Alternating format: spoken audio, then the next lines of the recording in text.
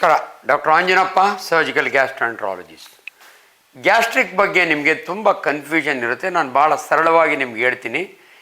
ಗ್ಯಾಸ್ಟ್ರೈಟಿಸ್ನ ತುಂಬ ಜನ ನನಗೆ ಗ್ಯಾಸ್ಟ್ರಿಕ್ ಆಗಿದೆ ಅನ್ಕೋತಾರೆ. ಗ್ಯಾಸ್ಟ್ರೈಟಿಸ್ ಅಂದರೆ ನಿಮ್ಮ ಜಠರದ ಒಳಗಡೆ ಲೇಯರ್ನಲ್ಲಿ ಸಣ್ಣ ಸಣ್ಣ ಸಣ್ಣ ಹುಣ್ಣಾಗ್ತವೆ, ಕೆಂಪಗಾಗುತ್ತೆ, ಅದನ್ನು ಗ್ಯಾಸ್ಟ್ರೈಟಿಸು.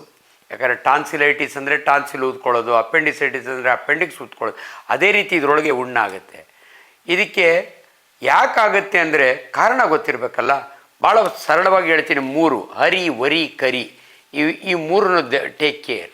Next smoking, alcohol. ಹಸಿಮೆಣಸಿನಕಾಯಿಂದ ಗ್ಯಾಸ್ಟ್ರಿಕ್ ಆಗಲ್ಲ, ಮೊದಲೇ ಹೇಳಿರ್ತೀನಿ.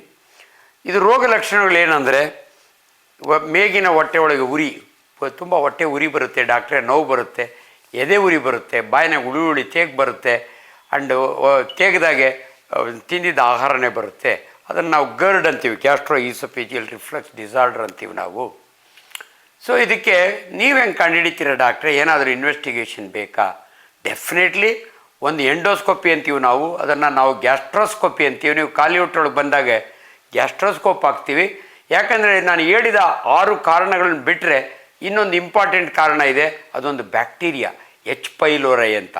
ನೀವು ರೋಡ್ ಸೈಡ್ ತಿನ್ನೋ ಆಹಾರದಿಂದ, ನೀರಿನಿಂದ ಬಂದಿರುವ ಎಚ್ ಪೈಲೋರೈ ಅಂತ ಒಂದು ಬ್ಯಾಕ್ಟೀರಿಯಾ ಇರ್ತದೆ. ಅದೇನನ್ನ ಇದ್ದರೆ ನಿಮಗೆ ಅದನ್ನು ಎರಾಡಿಕೇಟ್ ಮಾಡಲಿಕ್ಕೆ HP ಕಿಟ್ ಅಂತ ಕೊಡ್ತೀವಿ.